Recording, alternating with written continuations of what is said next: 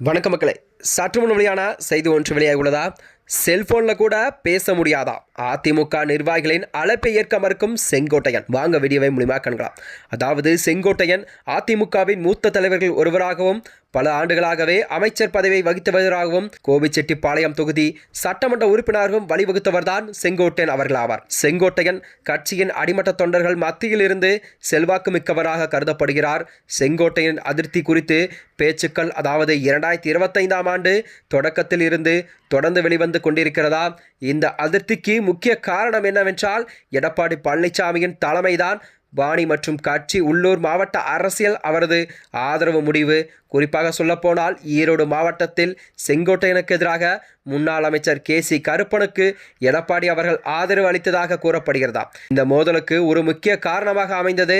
அது மட்டுமின்றி அதிமுகவின் முக்கிய கூட்டங்களில் கூட பங்கேற்பதை தவிர்த்து விட்டார் செங்கோட்டையன். அதாவது கோவை மாவட்டத்தில் நடைபெற்ற அத்திக்கடவு அவிநாசி திட்டத்திற்காக எடப்பாடி பழனிசாமிக்கு நடத்தப்பட்ட பாராட்டு விழாவையும் செங்கோட்டையன் அவர்கள் புறக்கணித்தாக செய்திகள் வெளிவந்தன.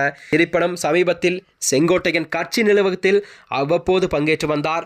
இந்த நிலையில் கூட ஈரோடு மாவட்டம் கோபிச்செட்டிப்பாளையம் அருகே தனது ஆதரவாளர்களுடன் செங்கோட்டையன் அவர்கள் ஆலோசனை ஒன்றை நடத்தினாராம்.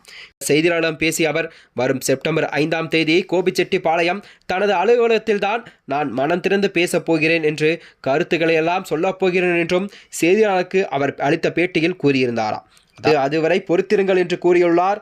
நேற்று அதிமுக நிர்வாகிகளுடன் ஆலோசனையும் நடத்திய செங்கோட்டையன் அவர்கள் இன்று கட்சியிலிருந்து நீக்கப்பட்ட சசிகலாவை சந்தித்ததாக தகவல் ஒன்று வெளியாகியுள்ளதா? இந்த செய்தியானது அரசியல் வட்டாரத்திலே ஒரு பெரும் பரபரப்பையும் ஏற்படுத்தி வருகிறதா? சசிகலாவை மீண்டும் அதிமுகவில் இணைக்கும் முயற்சியில் தான் செங்கோட்டையன் அவர்கள் ஈடுபடுவதாகவும் கூறப்பட்டு வருகிறது.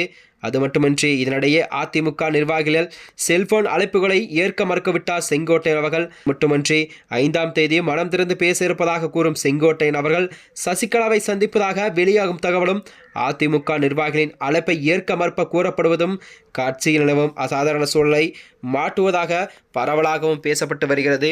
இதனைத் தொடர்ந்துதான் செங்கோட்டையன் அவர்கள் அதிமுகவின் மூத்த தலைவர்கள் ஒருவராகவும் பல ஆண்டுகளாகவே அமைச்சராக பதவி வகித்தவர் கோபிச்செட்டிப்பாளையம் தொகுதி சட்டமன்ற உறுப்பினராகவும் முடிந்துள்ளார்.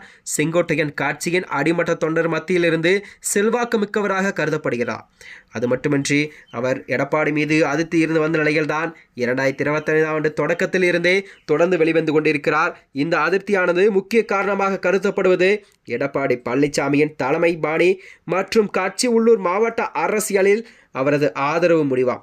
அதாவது ஈரோடு மாவட்டத்தில் செங்கோட்டையனுக்கு எதிராக முன்னாள் அமைச்சர் KC கருப்பனுக்கு எடப்பாடி அவர்கள் ஆதரவு அளித்ததாக கூறப்படுகிறது. இந்த மோதல்தான் அதற்கு முக்கிய காரணம் என்றும் செய்திகள் வெளிவந்தன. அது மட்டுமின்றி மேலும் இது போன்ற வீடியோக்களை தெரிந்து கொள்ள நமது சேனலை மறக்காமல் சப்ஸ்கிரைப் செய்து கொள்ளும். நன்றி, வணக்கம்.